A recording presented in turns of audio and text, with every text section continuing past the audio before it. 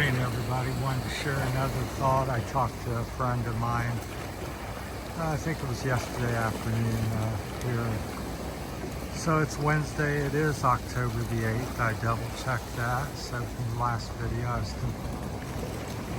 couldn't remember if it's the 7th, 8th, but it is the 8th of October here in Sabang, Palawan, Philippines, or Palawan, depends on how you want to say it. I say it both ways, usually twice, just to keep the bases covered. But I thought, coming from the West, we're brought up in America and most European countries, and most countries in the world we're taught that, to acquire something, we've got to have that car, we've got to work and acquire the land, a house, different material things. We spend all of our lives pursuing all them things. And as I've gotten older in different cultures such as the Philippines culture and getting older, I thought of all the things that I've acquired in my life and now how I'm living, where basically what I own is a backpack full of a few clothes and things like that. Most everything I own really can fit in a backpack or any more that I've got with me. And I walk different days, and I'm sitting here with you looking over the ocean here in the bay here in Sabang. And I'm like, I don't own a single drop of the ocean, but yet I can swim in it, soak my feet, sit here for hours and listen and look at the waves. I look over here at all these beautiful mountains here. Don't own a single stone or on them or a tree or anything, but yet I can walk there if I wish and sit here and gaze at them for hours. So it makes you question, the way we're taught and our mindset and thinking about ownership and controlling everything. It's just like how many beautiful women here in the Philippines. I don't have to have each one. I can sit and appreciate the one I've got and the beauty of the others, and just look and say, well, that's a beautiful woman and it's a beautiful beach. Again, like the beach over there, it's very beautiful. I don't own a house on it. I don't own a chair on it. I don't own a single grain of sand, but every day I've been here for the last 8 months, I walk on it every day. I swim in the ocean 3 or 4 days a week. Should do 7 probably or more. Stop and sit down under a coconut tree and have a coconut, a boko drink, juice, pulp.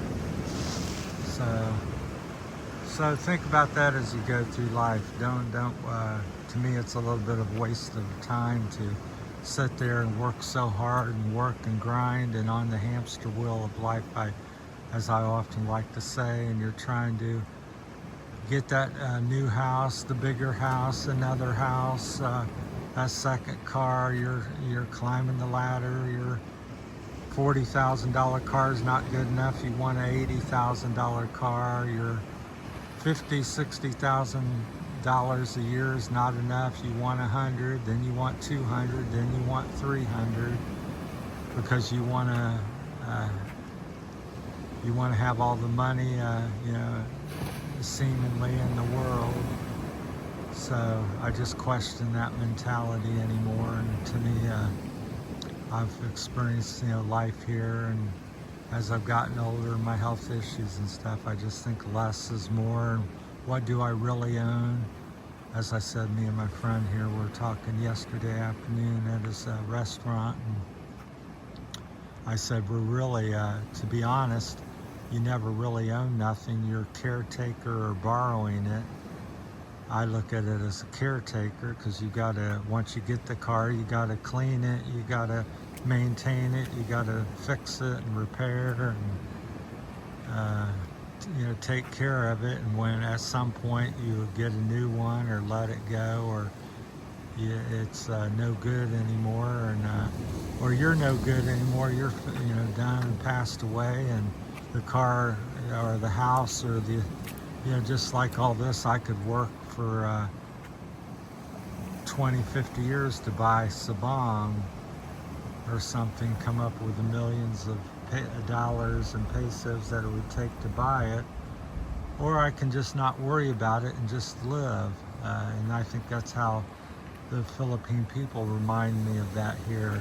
Many of them have very little to nothing almost material-wise, and yet they are rich in so much other things, such as family and family time for things and people and to socialize. And reminds me of possibly what the American Indians were like. They welcomed the white man when they come, generally Europeans, to the shoreline, and shared their food and land and knowledge, and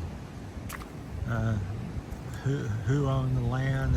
It was the people, and we just shared the land, and it was just there for anybody and everybody. Nowadays we're taught, you must you want to work and get your piece of the pie, and you've got to have a little hot lot here and a little lot there, and you've got a car, and all that to me has caused a separation in people and a divide, and we're all working hard, no time to call, no time to visit, no time for each other, because we're sold on this idea of we must own everything and we get it more, and it's never enough. So as I walk on this beautiful beach this morning, that was a thought I wanted to share with you. How much is enough, and what are you trying to own?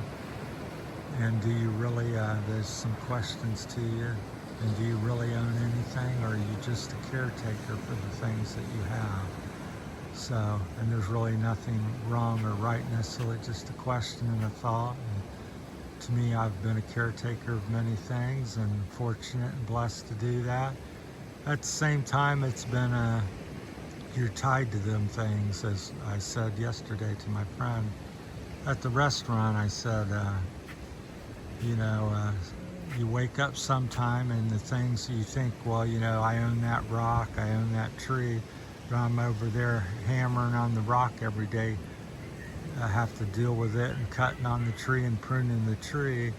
Well, who owns what? I think the tree,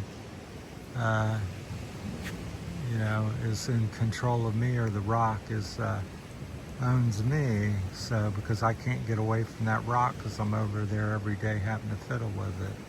So that's just like, having the bigger house and stuff. Well, you've got more work, you got a bigger house, you got to buy more furniture, more cleaning time, more expense, more heat, more cooling cost.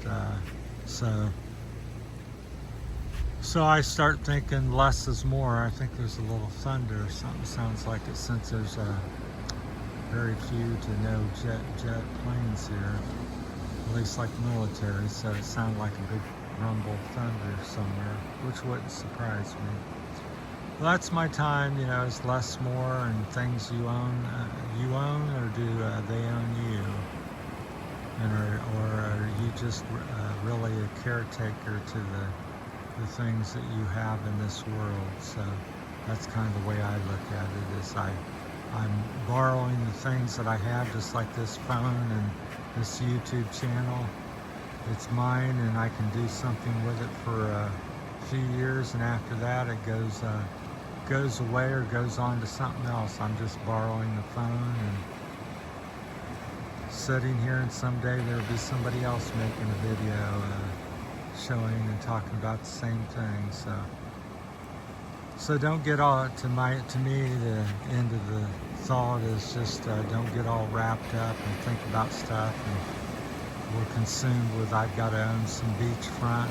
Well, I don't own anything here, but yet I greatly enjoy it just about as much as if I did own it. We're pretty much the same. So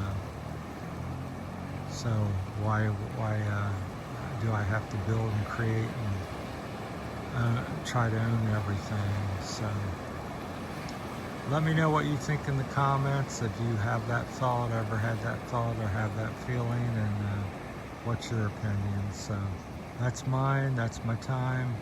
Thanks for watching. That's yet another Salt and Tears Philippine journey.